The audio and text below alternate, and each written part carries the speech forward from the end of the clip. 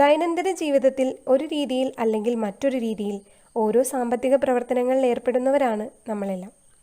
ഈ സാമ്പത്തിക പ്രവർത്തികളുടെ എല്ലാം ലക്ഷ്യം ജീവിക്കാൻ ആവശ്യമായ പണം സമ്പാദിക്കുക എന്നത് തന്നെയാണ്. അത്തരം ഒരു ശാസ്ത്രശാഖയിലേക്ക് കടക്കുന്നതിന് മുമ്പ് തന്നെ അതിൻ്റെ വിശാലമായ ചരിത്രഭാഗത്തെപ്പറ്റി അറിഞ്ഞിരിക്കേണ്ടതുണ്ട്. So let's go. History of economics.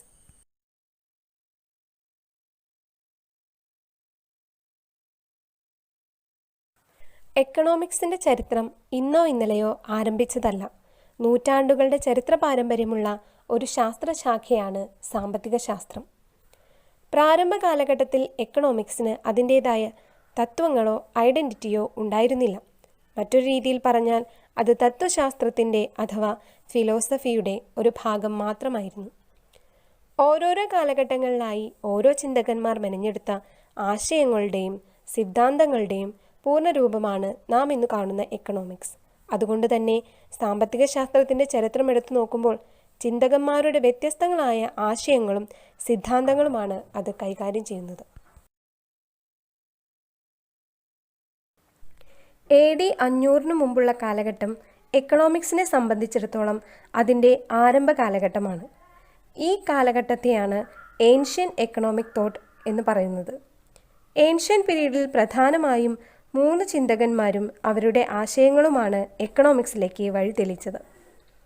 Plato, Aristotle എന്നീ ഗ്രീക്കു ചിന്തകന്മാരും ഇന്ത്യൻ സാമ്പത്തിക ശാസ്ത്രജ്ഞൻ ആയിട്ടുള്ള കൗടില്യ അഥവാ ചാണക്യനുമാണ് ഈ 3 പേർ.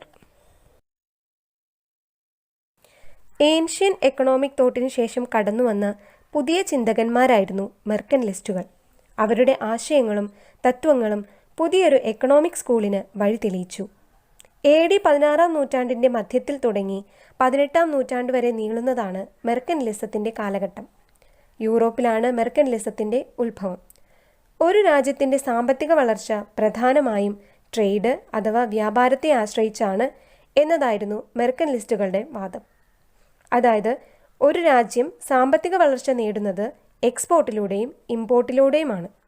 ഗവൺമെൻറ്റിന് പ്രാധാന്യം കൊടുത്തുകൊണ്ടുള്ള ആശയങ്ങളായിരുന്നു മെർക്കന്റിലിസ്റ്റുകൾ മുന്നോട്ട് വച്ചത്. രാജ്യത്തിൻ്റെ പ്രധാന സമ്പത്തായി അവർ കണക്കാക്കിയിരുന്നത് ഗോൾഡിനെയും സിൽവറിനെയുമാണ്. മെർക്കന്റിലിസ്റ്റുകളുടെ പ്രധാന വക്താവ് സർ തോമസ് മൺ ആയിരുന്നു. 18-ാം നൂറ്റാണ്ടിൻ്റെ മധ്യത്തിൽ മെർക്കന്റിലിസ്റ്റ് ആശയങ്ങളെ വിമർശിച്ചുകൊണ്ട് കടന്നുവന്ന ചിന്തകന്മാരായിരുന്നു ഫിസിയോക്രാറ്റ്സ്. ഫ്രഞ്ച് ചിന്തകനായ ഫ്രാങ്കോയിസ് ക്വിസ്നെയാണ് ഫിസിയോക്രാറ്റ്സുകളുടെ നേതാവ്. ഒരു രാജ്യത്തിൻ്റെ സാമ്പത്തിക വളർച്ച കൃഷിയിലൂടെയും ലാൻഡ് റിഫോംസിലൂടെയും നേടിയെടുക്കാമെന്ന് അവർ ഉറച്ചു വിശ്വസിച്ചിരുന്നു. ഒരു രാജ്യത്തിൻ്റെ പ്രധാന സമ്പത്ത് തൊഴിലാളികളാണെന്ന് അവർ വാദിച്ചു. സമ്പദ് വ്യവസ്ഥയിലേക്കുള്ള ഗവൺമെൻറ്റിൻ്റെ ഇടപെടലിനെ ഫിസിയോക്രാറ്റ്സ് എതിർത്തിരുന്നു.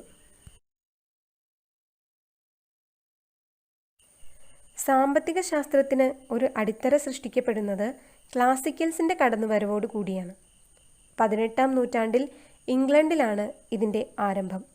അതിനാൽ classical ideology English school of economic thought എന്നും അറിയപ്പെടുന്നു. ഇനി നമുക്ക് പ്രധാനപ്പെട്ട ക്ലാസിക്കൽ എക്കണോമിസ്റ്റുകൾ ആരെല്ലാമാണെന്ന് നോക്കാം. Adam Smith. സാമ്പത്തിക ശാസ്ത്രത്തിൻ്റെ പിതാവായി നാം കണക്കാക്കുന്നത് ആഡം സ്മിത്തിനെയാണ്. Malthus, JB Say, JS Mill, Karl Marx തുടങ്ങിയവരാണ് മറ്റു ക്ലാസിക്കൽ എക്കണോമിസ്റ്റുകൾ. ക്ലാസിക്കൽസിൻ്റെ പ്രധാന ആശയങ്ങൾ: Say's law of market, wage price flexibility, full employment, invisible hand, laissez faire policy, free trade, aggregate supply എന്നിവയാണ്. ക്ലാസിക്കൽ ചിന്തകൾക്കു ശേഷം ഉരുത്തിരിഞ്ഞു വന്ന പുതിയ എക്കണോമിക് തോട്ടുകളാണ് നിയോ ക്ലാസിക്കൽ ഐഡിയോളജി. നിയോ ക്ലാസിക്കൽസിൻ്റെ പ്രധാന ആശയം മാർജിനലിസം ആയിരുന്നു. ആൽഫ്രഡ് മാർഷലാണ് നിയോ ക്ലാസിക്കൽ ചിന്തകന്മാരിൽ ഏറ്റവും പ്രധാനി. വില്യം ജീവൻസ്, കാൾ മെഞ്ചർ, ലിയോൺ വാൾഡ്രാസ് തുടങ്ങിയവരാണ് മറ്റു നിയോ ക്ലാസിക്കൽ എക്കണോമിസ്റ്റുകൾ.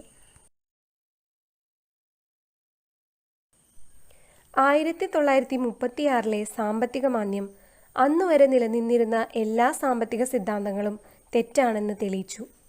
ഇക്കാലത്ത് JM കെയ്ൻസിൻ്റെ ആശയങ്ങൾ ലോകത്തെ മുഴുവൻ സ്വാധീനിക്കുകയുണ്ടായി. അതോടെ ലോകമെമ്പാടും നിലനിന്നിരുന്ന ക്ലാസിക്കൽ ചിന്തകളുടെ പ്രസക്തി നഷ്ടമാവുകയും കെയ്ൻസിയൻ ആശയങ്ങൾക്ക് പ്രചാരം ലഭിക്കുകയും ചെയ്തു. സാമ്പത്തിക ശാസ്ത്രത്തിന് മികച്ച സംഭാവനകൾ നൽകിയ വ്യക്തിയാണ് Keynes. General theory of employment, interest and money സപ്ലൈയാണ് അദ്ദേഹത്തിൻ്റെ പുസ്തകം. Keynesian assumptions: government intervention, aggregate demand, wage and prices are rigid, short run phenomena, trade off എന്നിവയാണ്.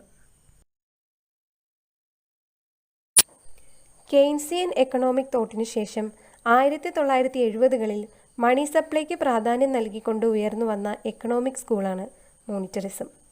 മോണിറ്ററിസം ഇൻട്രൊഡ്യൂസ് ചെയ്തത് മിൽട്ടൺ ഫ്രീഡ്മാനാണ്. അദ്ദേഹത്തിൻ്റെ ക്വാണ്ടിറ്റി തിയറി ഓഫ് മണി എന്ന പുസ്തകത്തിലൂടെയാണ് മോണിറ്ററിസത്തിന് പ്രചാരം ലഭിച്ചത്.